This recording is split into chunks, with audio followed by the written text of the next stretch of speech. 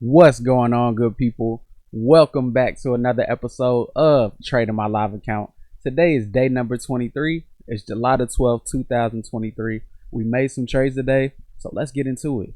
So the first thing we need to talk about coming into today's session, we need to talk about this news release that came out today at 8:30. So today we had Consumer Price Index come out, and that represents the change in price of goods and services purchased by consumers in the United States.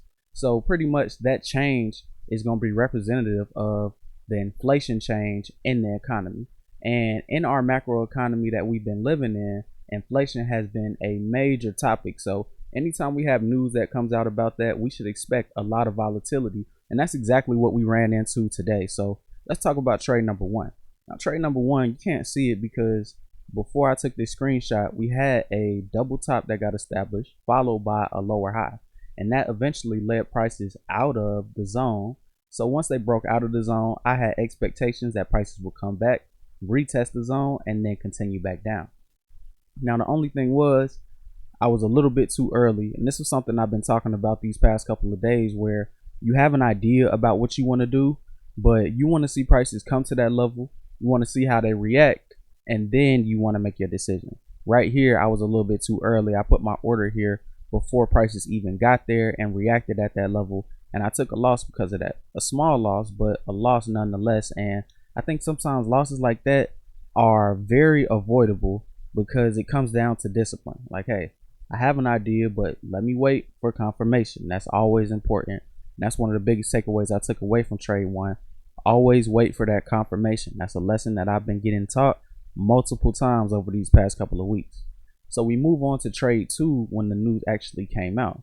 Now right here, this is usually a trade that I won't take. I won't try and play the news and try and anticipate which way that the news is going to move, because sometimes it can work for me, sometimes it won't. And in today's scenario, it actually didn't work. I expected that swing high that we had from the pre-market to hold up and for prices to reverse from that level.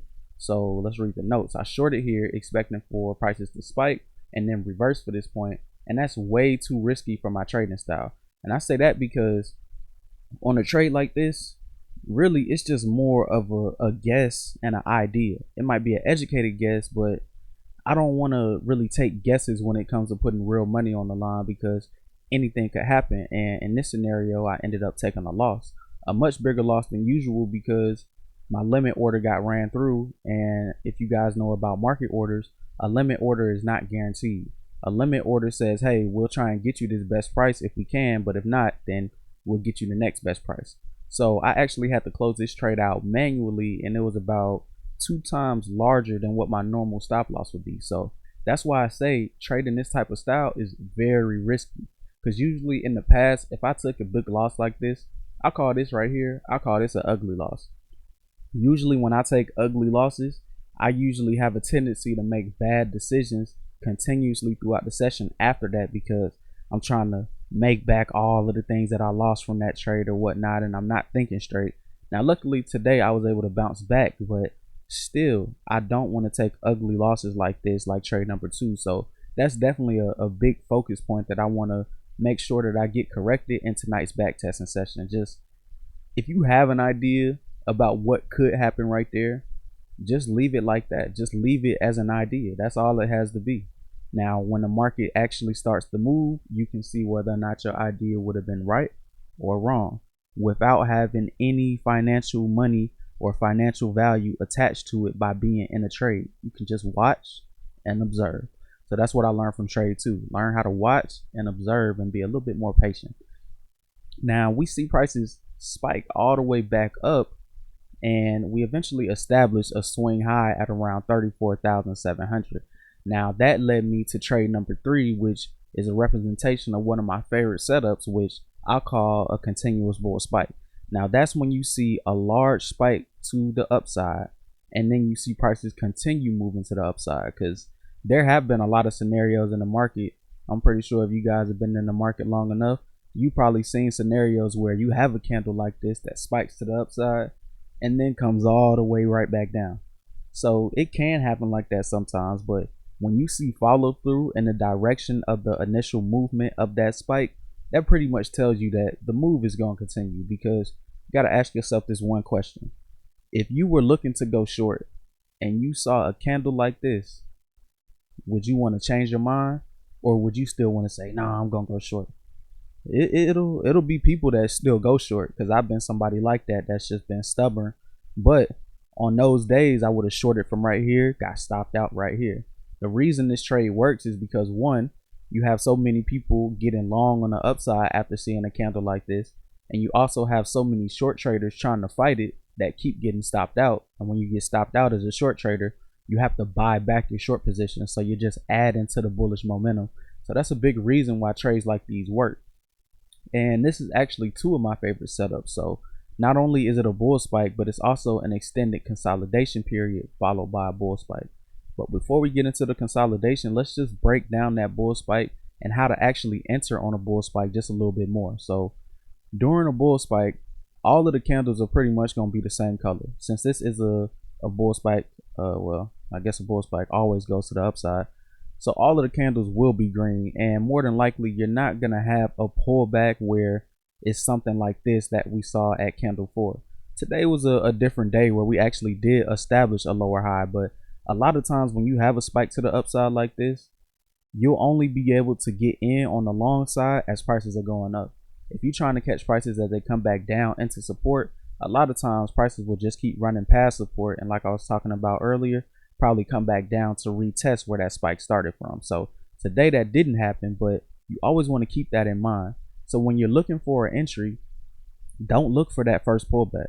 Instead, look for a candle within that bull spike that closes significantly away from its highs. Now notice how the high for this bull spike on this candle in particular was around, let's call that 675. But look at where this candle closed at. This candle closed at around 655, and that's where I entered at on the close of that candle. So even though the candle was green and it did have a large move to the upside, it still closed 25 points away from the highs of that candle, and that's on a 1 minute candle. This is not an hourly chart or a 15 or a 5. This happened within the span of 1 minute or less. So that's a pretty significant move, and that's pretty much the only pullback that you'll have when it comes to a bull spike. Notice how on this candle right here, if you went long on this one, you would have been wrong. You would have been stopped out, because you don't want to wait during a bull spike. The quicker you get in, the higher the probabilities of it being successful. Because think about this, a lot of people in the market are going long, and it pretty much just becomes a game of who can get in longest and who can get in the quickest, because everybody sees which way the market is moving, which means that everybody is going to do the same thing. So you got to jump ahead of the crowd and hurry up and get your orders in, because if you wait too long, it could go against you. So when it comes to a bull spike, remember, don't buy it at the top of the swing. Wait for that pullback on that wick and wait for prices to close significantly away from the highs. If you see that, you can go long, but if you don't, you just got to miss out and pass up on that trade. So that's one thing I learned about trading bull spikes. So now let's move on and talk about the extended consolidation period that follows a bull spike. And let's actually bring up some notes, because this is something that I've seen pretty often in the market, and it's something that happens a lot when you have a big spike that leads to a lot of volatility flooding into the market. So this was an example that happened on June 30th this year. We also had news come out on this day at 8:30 as well. It might have been CPI. You never know. We could go back and check, but let's stay focused. So notice how we have a spike to the upside, and then we have our extended consolidation zone that gets established. Now, the way that I like to look for these zones to happen is, first you got to have that spike, right? Now find the ultimate swing high that gets made during that spike. That's point number one. Then you want to find that first higher low that gets established, and that'll be your first swing low. So then you'll have a swing high and a swing low, and you connect your zone between those 2 points. So you put the zone either at the top of the wicks for that swing high, or at the close of the bodies for that swing high. Now, in some scenarios in the market, it won't matter which one you choose. Your zone could be correct if you choose it to be at the top of the bodies or at the top of the wicks. but there will be some scenarios where one is better than the other, and it's hard to really give a concrete explanation on which one to choose. It just depends on the market scenario. So that's something that you got to roll with as a trader. You got to make that decision based on what the market is giving you. Now on this specific day, I chose to draw the zone based on the bodies, which is okay. And if you choose to do it that way, just always remember that even though your zone might be at the top of the bodies, it could always come back and retest the wick. I think that's something that we were talking about a couple of trade reviews ago last week, where we were playing the zone, but it came back to test the wick and then it came back into the zone. So always keep that in mind. But when it comes down to it, it's two ways: either draw it from the top of the bodies or from the top of the wicks. It's up to you. But either way, you draw your zone in between that swing high and that swing low, and then you just play off of the zone until the zone gets broken out of. So for me, when I look at zones, I like to trade the zone in the direction that prices were moving before the zone got established. So on this day, June 30th, prices were moving to the upside before the zone got created. So once that zone is established, I'm only looking to go long. And if I'm trading the zone and I'm going long, I'm only going long from the bottom level of support, and then I'm getting out and I'm taking profit once they reach the top again. Now, if you want to be a little bit more risky, you could short the top, but I just wouldn't. Now you could be profitable too, but I just wouldn't recommend that, because eventually prices are more than likely going to break out in the direction that they were moving before the zone got established. So if you were trying to short the top right here, you would have got burned on that trade. So I prefer to just trade the consolidation from the direction that it was moving in, because more than likely all of the trades that you take are going to be profitable, and then you're actually giving yourself a chance to catch that breakout when it does happen. Like say if you went long right here, you have an opportunity to take your profit at the top of the zone, but you could have also held that move for a very extended price movement. So that's why I like to trade the zone from the direction that it was moving in before it got established. So that's an example from June 30th. This is from June 28th this year. And this setup, it doesn't always have to be to the long side all the time.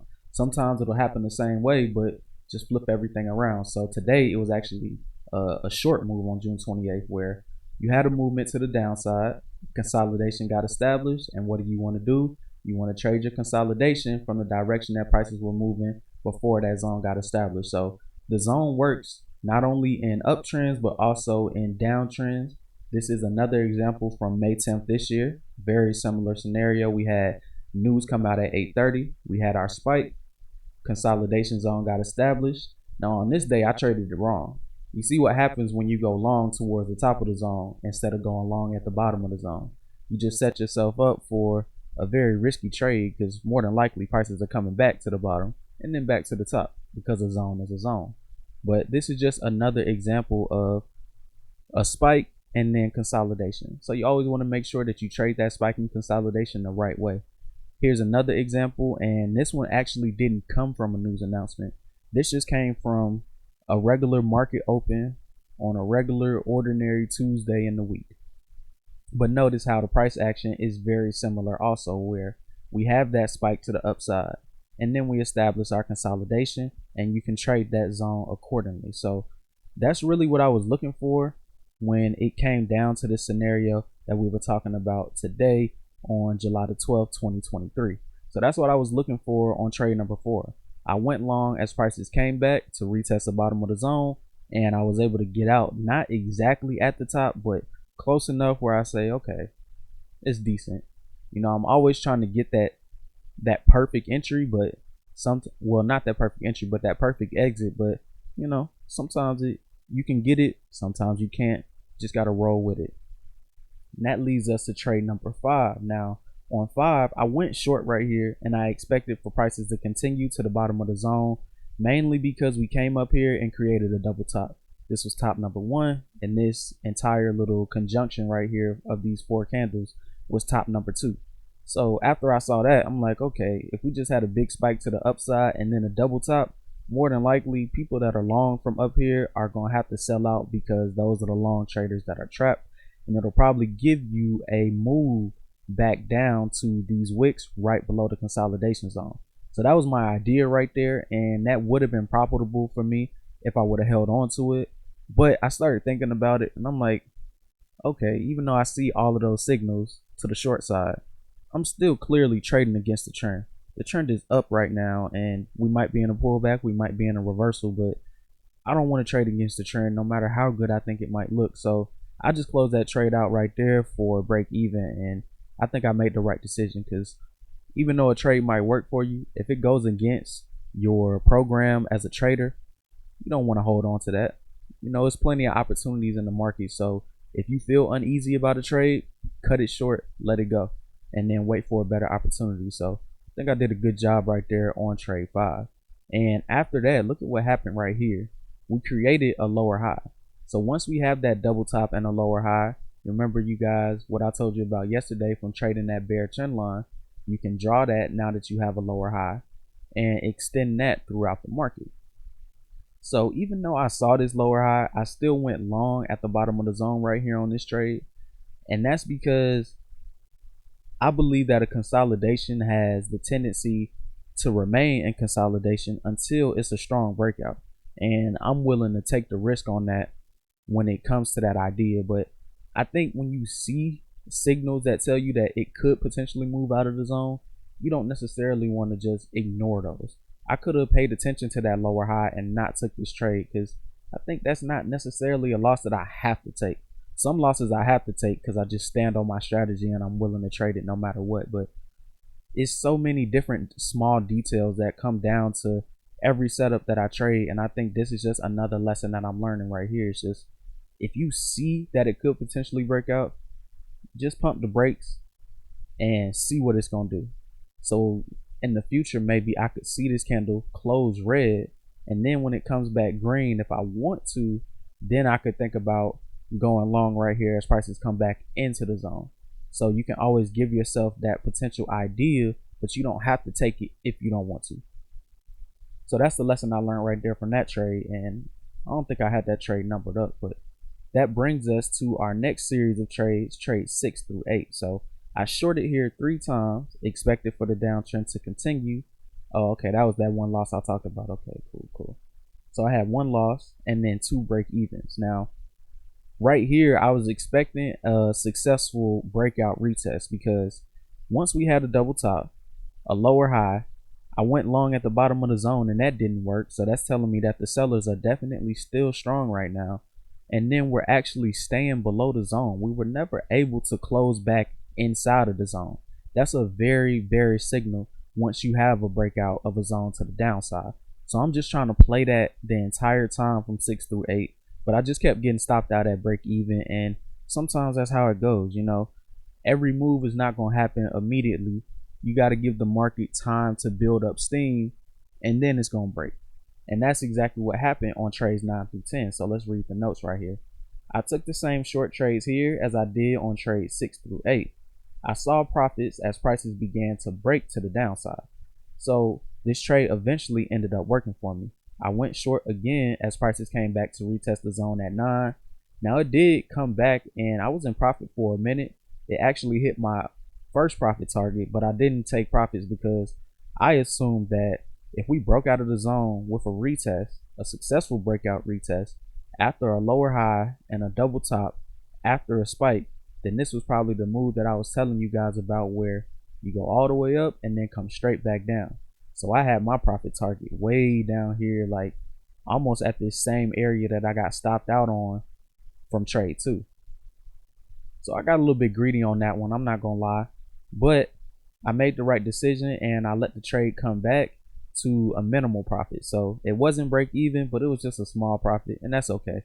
But on trade 10, I saw that same move happen. And if you guys remember what I told you from yesterday when it comes to trading bear trend line, I actually took the exact same setup from trade 2 yesterday as I did right here on trade number 10. So I saw prices come back, retest the bear trend line, and I guess you could say it almost retested the zone. It's close enough where I say that, you know what, that's good enough to consider it a test. So we had a test of the trend line and a test of the zone, and then as prices moved away from that zone, and away from that trend line, that's where I wanted to go short on trade number 10. I entered right here at around 35, 36s, was able to take it all the way back down to around 611. So even though I didn't get my full profit target on that first trade, I came back on that next trade and was able to get it all back. So that's a good decision right there. And as we continue moving forward, we see prices actually create a higher low. So we know that once we see a higher low, any ideas that we had about selling, we want to put those on pause and just think about going long from this time forward until we see another lower high or another lower low. And since we didn't see those, I just completely got rid of the idea about going short, because you always got to remember the bigger market picture. Remember that we were in an uptrend from 8:30 and even in an uptrend before that, leading back to the pre-market hours in the London session from 3 o'clock this morning. So eventually we knew that the uptrend had a very high chance of continuing. So once we saw that higher low, it's like, okay, let that short trade, whatever idea you had, let that go. Now right here, this is actually one of my favorite setups also, which is a higher low that gets established in the uptrend that comes back to get retested. So this was where the higher low got established. I like to draw my ellipse around it, then draw a level of support based off of the bodies and the wicks, extend that across, and then use that as a reference point to go long as prices come back into it. Now when prices came back into it on this candle from around, what's this, like 9:13, I thought about going long, but one of my rules also is that I never want to trade a zone from the middle. Whether I'm going long or short, no matter how good the signal might be, I never want to play a zone anywhere from the middle. And since we were still in the zone, I was like, dang, this is one of my favorite setups, but I can't take it because it violates the rules of one of my other favorite setups. And that's just like the intricacies that you got to deal with when it comes to trading. You might see what you like, but because you have a certain set of rules, you just can't chase that trade, even though it might work for you. So even though this was my best setup, I think I made the best decision by passing up on it because it violated my rules at that time. So we see prices come back to retest support right here. The uptrend continues. We create a new swing high. We pull back. Look how we retested that higher low once again, the same way that we did from before. So we're seeing similar patterns in the market, which is telling us that the uptrend is definitely very strong. And that eventually led us to the market open at 9:30 this morning. So once the market opened, we came back, retested that zone once again. So that right there is a successful breakout, because this was the first time we actually broke out, but we never actually came back to test the zone from that point of that first breakout. So when we came to retest it right here, we found support and bounced away. That told us right there that the breakout was definitely successful. So we come back up, retest that swing low. This candle opened right here, but actually came back to retest the zone once more. So for all of the traders that saw it happen, saw this higher low get formed right here, this was actually a retest. So if we're keeping up with it, that was our third, second, first. So that was our third retest in the span of what, 20 to 30 minutes. So that's telling us that if we believe the trend to be anything other than long, then we must be crazy at that point in time. So we moved up past that swing high, eventually came back to make another higher low at point A. And that's actually the reference point that I used for trades number 11 and trades number 12. So I went long during the uptrend in anticipation that the previous swing low at point A would act as support, the similar way that they acted as support on all three of these previous higher lows that we saw before. So I'm just trading in line with the trend from the best prices. And if you guys remember yesterday's lesson, that's one of the biggest things that I was trying to focus on and take forward, because when I do it like that, it's a higher probability of me being successful, because trading in line with the trend at the best possible prices, more than likely it's going to be other traders down there trading the same way with you. And when there's more people trading from that one specific price area, it gives you a better chance of having a successful trade. And that's exactly what I was able to do at 11 and 12. And usually my profit target is around 20 points, but because volatility was a little bit higher today, I was able to extend that and get a nice 30 points off of that trade. So all in all, I called it a day right there. And I would say that even though I started off a little rocky, I think I came back and I really did a good job from trades 3 all the way to trades 12. Now, I just trade two really bothers me though, because I gotta have enough discipline to not be able to take trades that I know are not good for me. Because that's the reason I'm in drawdown right now and I'm trying to work out of it.